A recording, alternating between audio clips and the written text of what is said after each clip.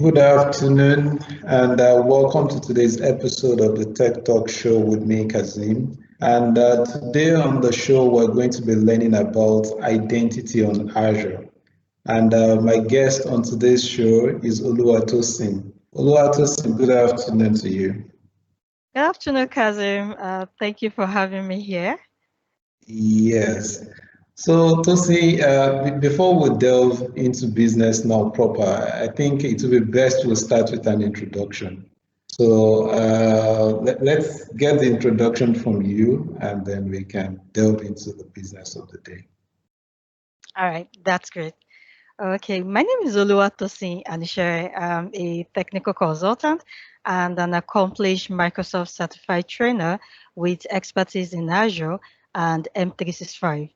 I hold a degree in computer science from a prestigious University of Ibadan, Nigeria. I have a 9 years working experience and I have worked as a technical support engineer, a network engineer, system engineer, as well as application developer. Yes, I have delivered cutting edge technology training and also managed our multifaceted SIMs. I've also onboarded over 800 engineers in Nigeria and in the US that are supporting enterprise customers, Microsoft customers globally. Currently, I work with a UK company as a freelance trainer. Okay. Thank you very much, Tosin. We're talking identity on Azure today, Tosin. So I think it's going to be fair we kick things off with why identity and access management generally now is so important. Can you please tell us why? Okay, yeah, sure. The importance of identity and access management is centered around security. Okay, so you will agree with me, we are actually in the era of digital transformation. The world as we know it today has become completely digitalized. There are new forms of technology. There is one technological advancement or the other that is growing daily. Now, based on this advancement, security is a major risk. Is a major risk for concern, and that is why the identity and access management plays a vital layer of security. So it cannot be overlooked, and that is why it is so important. Okay. So, is this something now that every Azure user needs to learn about, or can we just trust it to say the administrators alone to worry about? What's your take on this? I would say everyone that is using the cloud technology, whether you are using the infrastructure as a service or the platform as a service or software as a service delivery, whether you're an IT admin, whether you're an app developer, whether you are M365 subscribers, Office 365 subscriber, Dynamic subscriber, and so on and so forth, yes, you can learn about this. Besides, when we talk about this identity, it's usually the first step to security. So there's a need for everyone who is a SaaS subscriber or a cloud technology user to take advantage and learn this. Okay. So when we're talking identities now, are there things, can you walk us through some of those things that we need to know about? Whether it be general cloud now, you mentioned everybody that is doing that, is doing some or using or leveraging any cloud service needs to worry about identities. So what are those essential things that you want to walk us through? Either it be general cloud or if we like to get specific with Azure, now. Oh, okay. First, I think we should even understand what is identity because we've been mentioning identity from time to time. So when we say identity, I think for me to describe you, I would say, Kazeem, that's your identity. I'm being referred to as Tosi, right? And that's my identity. Now, this identity can be described of set of attributes that is associated to something or let's say an object to make you recognizable. How do I recognize you from me? Now, we can have attributes such as name, just like I mentioned our names. We can have gender, you're male and female. We can have email addresses, date of birth. All of these, we call them attributes. And usually they describe something. Let me use the appropriate word. They describe an object. Now, an object in this instance can either be security principles, which is users or groups, or it can even be resources, the likes of computers, printers, and so on and so forth. Now, our identity means the attribute that describes this object is what makes the identity. So my name is Tosin. Don't forget that name here is an attribute. Tosin is a value I have set to that name, and that is what describes me. That is my identity. Now, objects, they can all have the same attributes, but there is no way they would have the same identity. And now, still talking about the essential things, when we say identity in the cloud, basically we're referring to cloud identity. No, that's a user that is being hosted on the cloud. No, the object that is being hosted on the cloud. And when we are saying essential things here, we cannot but mention the identity management itself, and that is where the Azure Active Directory comes into play. Now, the Azure Active Directory here is a Microsoft cloud-based identity and access management. And what does it do? It actually helps users, or should I use the word? Okay, yes, let's say it helps employees in an organization to access resources. Okay, and when we say access here, we have what we call authentication and authorization. Authentication is verifying who you are. Like, is Kazeem actually part of this organization? So it's going to verify who you are. That's authentication. And authorization, on the other hand, is what access, what permission do you have? What are you allowed to get? I can put it in a layman form to explain it with this scenario. So let's say we have an organization, a big organization. Now, when you want to resume, a day, I think at the point of entry, you need to show your means of identification. So this time around, your staff ID is your means of identification. So what you're basically doing at that moment is you're authenticating. So you're verifying who you are. Like, I am Kazeem and I'm an employee of this organization. Now, the authorization here now goes to maybe what floors do you have access to? What department do you have access to? So in that way, is actually talking about where do you have permission to. So these things are part of the Azure Active Directory, and yes, they're equally essential. Okay. Thank you very much for that very nice breakdown of what identity is and its elements.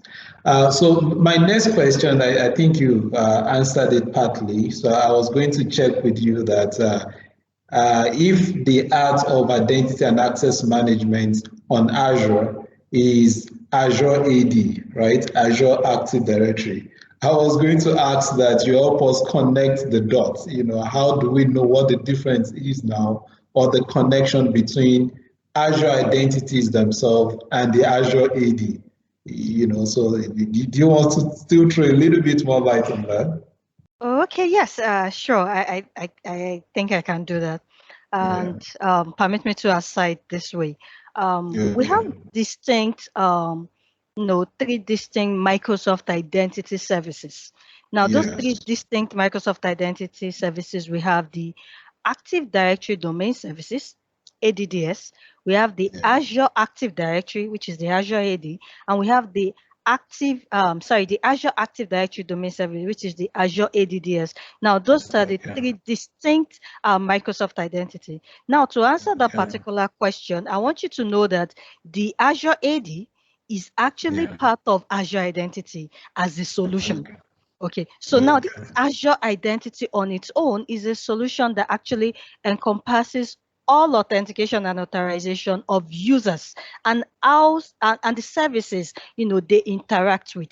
Now, these services can be a regular account, it can be a service account. Now, the Azure AD here is a user management services, and it cannot be isolated. So in essence, I'm saying that is a subset of the Azure identity. That's Azure AD is a subset of Azure Identity. Okay. All right. So how about for a business or for a customer now, if there's a customer with an on-premises version of Active Directory, you've just mentioned that there is the Microsoft Active Directory, right? So for that customer, they're running an on-premises version of AD. And now they are also looking to have a leg in the cloud. So how does this work? Does it mean that that kind of customer now is going to end up with two identities? Where once they start consuming resources on Azure, they have an Azure tenant and they also have their on-premises AD. Are they going to end up with two separate accounts now for each user, or what's the workaround? Can you enlighten us a little bit more about this? All right.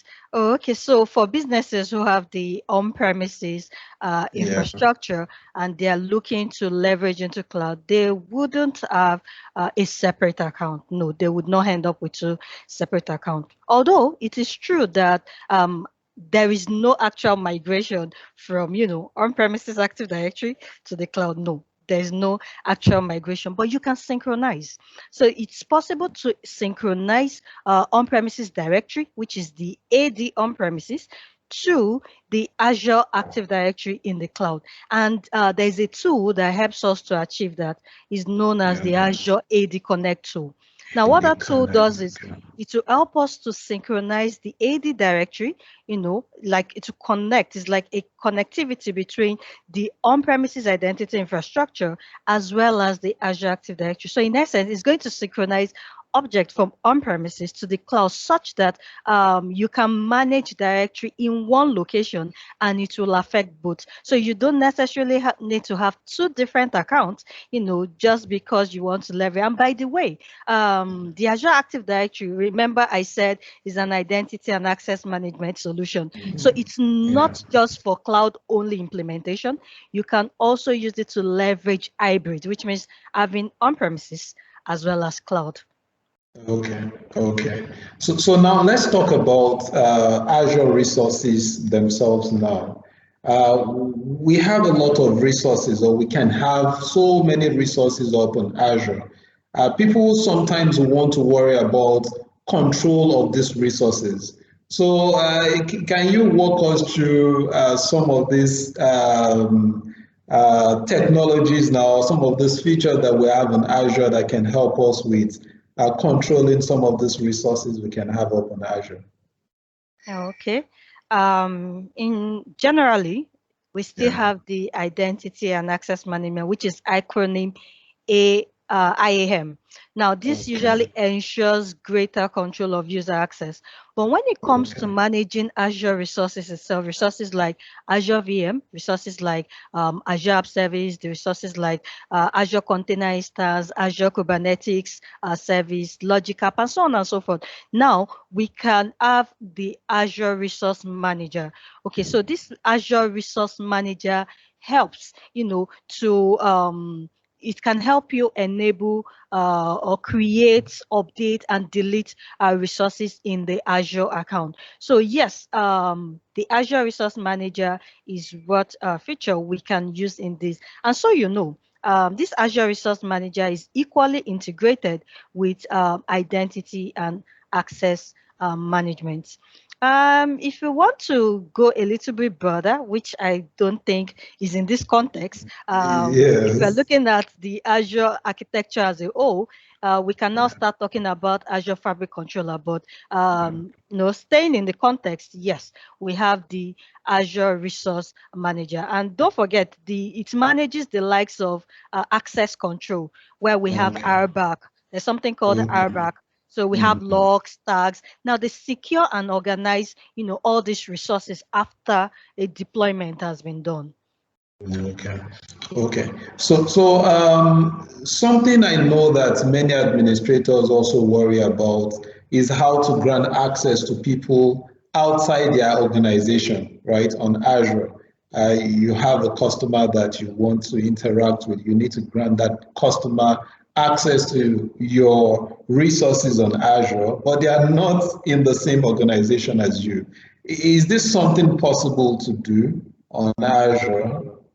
Yes, it is supported on Azure for you to be able to grant access to people outside the organization. So for instance, you could have a vendor you're working it that is not actually part of the organization, it's not an employee of the organization, but because there is something they work with you with and all, you could have them, you could have consultants, you could have all these people that are not part of the organization, and you need them, you need to collaborate with them. Okay, so yes, you can invite anyone that is outside your organization to collaborate with your organization by adding them to your directory. And when you're adding them, you can only add them as a guest user. So you can either send an invitation, like an email that contains, there's something called redemption link. Okay, or you can even send that link directly to an app that you want to share. So these capabilities that enables us, to invite people to collaborate in our environment, that capability is called Azure Active Directory Business to Business. That is Azure Active Directory B2B. B2B. Okay. Exactly. Okay. So you can use it to collaborate with external guest user, wherein you can now have Azure RBAC. There's something called RBAC. I think I mentioned it earlier. To grant them just that permission they need, to get it, so that they don't have access to all your data or resources in your environment. Okay. Thank you very much. I know I would like you to demo something, right? You're going to show us something really brief. But before that, now, before demo time, I want to quickly squeeze this in. So where is the place for MFA in all of this? MFA and conditional access. I know you mentioned it briefly earlier, but where's the place for them in all of this talk that we've been talking about so far? Oh, okay. MFA, which we refer to as multi-factor authentication, and CA, which is conditional access. They are both a part of the Azure Active Directory features. Now, the multi-factor authentication is an increasingly popular way of verifying users' identity. Now, we call it two-factor authentication, or you can refer to it as a second layer security. Okay, so this usually is an authentication method. It requires you having beyond using password. So you can have two ways, to authenticate. So you can, with MFA, there's something which is usually your password, your PIN. That is, like a form of knowledge. Then we have something you have that is in your possession, like your tokens. I think for those of us who are bank users, who has internet banking and all, I'm sure you can relate with this. Haven't entered your password. There's also another layer that requires you to either use your token or maybe an OTP. One-time password is being sent to your phone. So something you have, yes, your cell phone could come in, your mobile phone could come in, and there is something you have, like part of you, and like your thumbprint, like your facial scan, retina eye scan, even it goes as far as tongue print. You would be surprised something like that exists for MFA. Yeah, it Those does. I'm just hearing that for the first time. We'll be surprised. Exactly. Exactly. Yes. For a form of authentication. Now that's with multi-factor, and conditional access in this instance is actually a new security measure, though. It has been implemented to help protect enterprise resources. Now, what do I mean by that? Previously, anyone could just log into their account and would have access to all the features. Now, but with conditional access, now admins will now have control over what feature you can have access to. Now, this conditional access has to do with, there's always a requirement. There's the condition and the action. The condition of who is trying to access what, and the action of the do this part. So all of these are still part of security in the identity and access management. Okay. Thank you very much, Tosin. But I'm sure we wouldn't do justice to this topic or to today's topic without you showing us something. So I think it's time for the demo session now, the quick demo that you have for us on identity Perfect. management and Azure. All right, great. So I would go ahead to share my screen if you Okay, don't mind. So okay, let me that's do fine. just that. Okay, so here Okay, I'm able to share my screen. So first of all, we need to delve into the Azure portal. Okay, to do so, we have the portal.azure.com. okay, So portal.azure.com would take you to the environment where you can log in. I guess I did not type that properly. Portal.azure.com.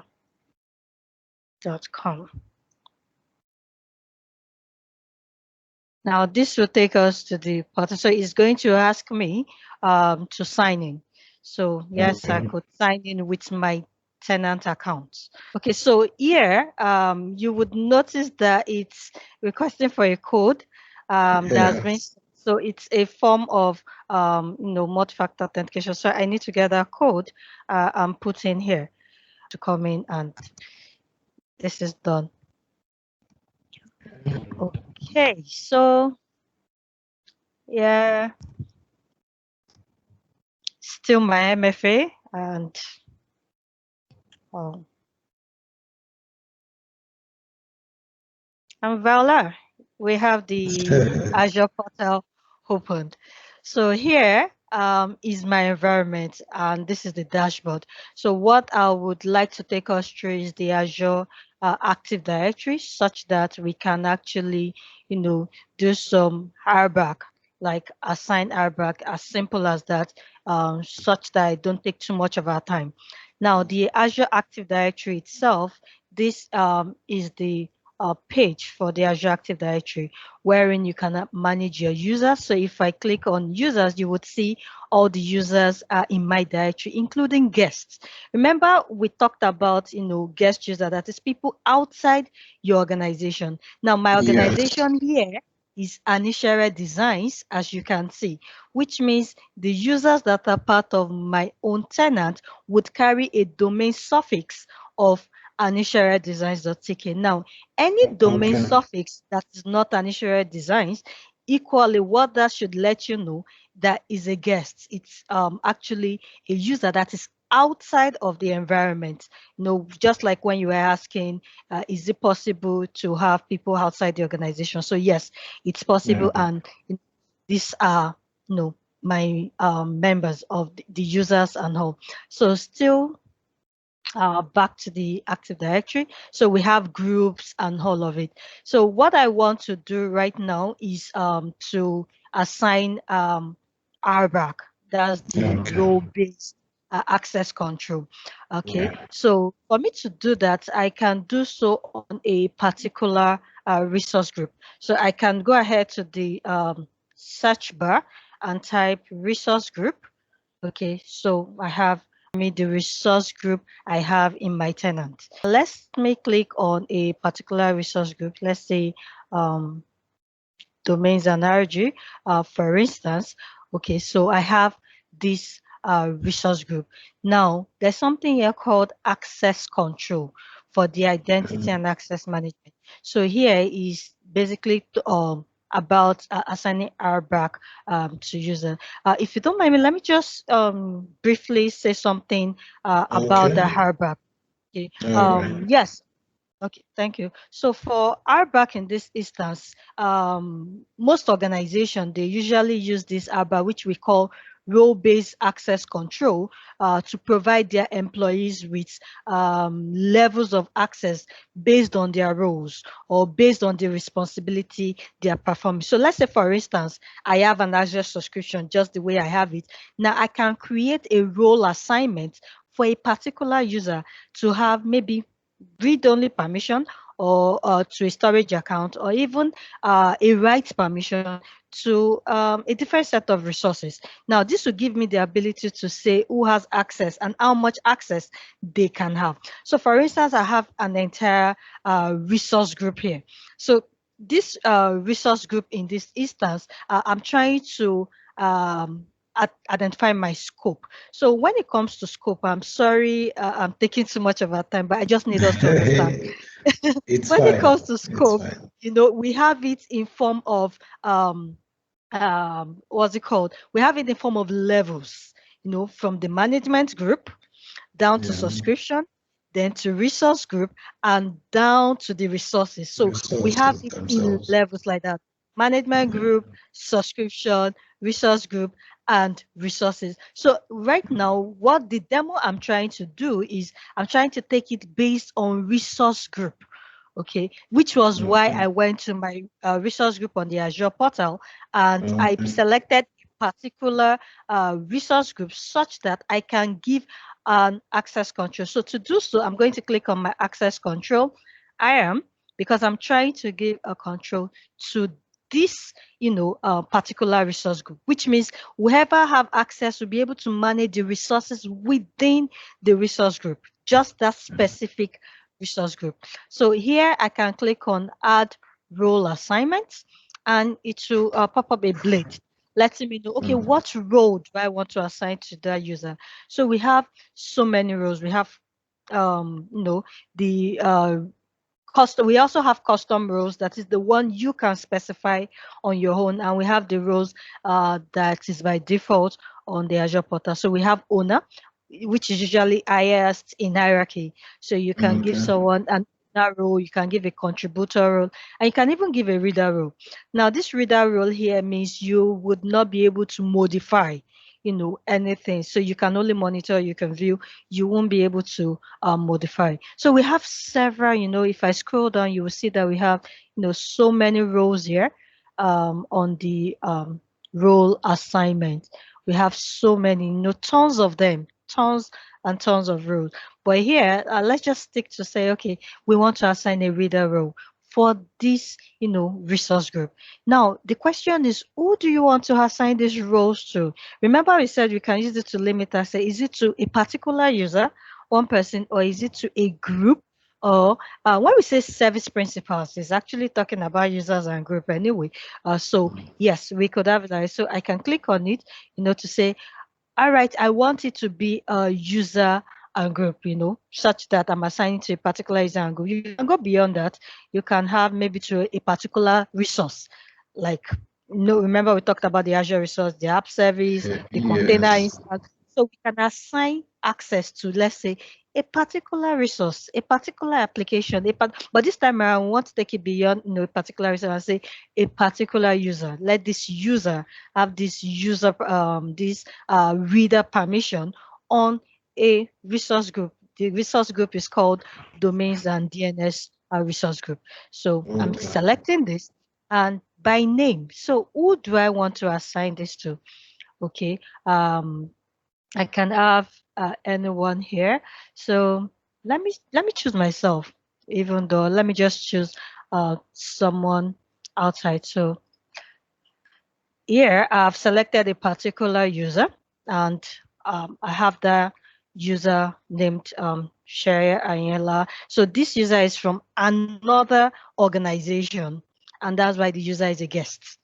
Okay, so he's from another organization. I'm saying, okay, this user that is outside my organization, I want them to have a reader permission on my own resource group, which means they can view, they can monitor, and they won't be able to modify or make changes to my resources. Now, once I've selected that, I can click save. And of course, you have the notification by letting you know that you have successfully added a role assignment. It is as simple as that. Okay. So I think because of time, I would just restrict the demo to our back. Yes. So, and Okay. please just remember that before you can do this, there is a need for you to have a subscription in place. Okay. Okay. Thank you so much. Thank you very much. for the demo and for spending time with me on the show today. So before we wrap up now, just like we're fast spent on time. So let me check, is there any last word from you before we say goodbye? All right. So, last one for me, I think I'll just encourage anyone out there who is a cloud enthusiast or try to go through um, the cloud technology, that yes, it's actually one of these trending technology out there that is not going to go extinct very soon. And security is another major thing. So you cannot overlook identity. When it comes to identity, security, governance, it cannot be overlooked. It is something that is going to stay. Okay, so for everyone that is being an enthusiast should, try to leverage things, because it's like a form of foundation. I tell my engineers, I tell my trainees that identity is a base, is more or less a foundation that cuts across. So whether you want to delve into M365 and all, you cannot overemphasize the essence The of identity, importance, yeah. because you would manage users, you would look out for security and all. So yes, let everyone embrace this identity technology as it's a base, to their journey to the cloud. Okay, thank you very much. So you've heard it from Tosin itself. So thank you again for spending time with me on the Tech Talk Show today. So this is how much time is going to permit us on today's episode of the show. So remember, you can watch or rewatch the previous episode on YouTube and Facebook, across the social media platform. So it's the Tech Talk Wednesday with Kazeem across the social media platform. So let's continue to keep safe and, let's have a super afternoon and let's do this again another time. So thank you very much. And from myself and Tosin, it's a bye-bye. Thank you. Bye. Yeah.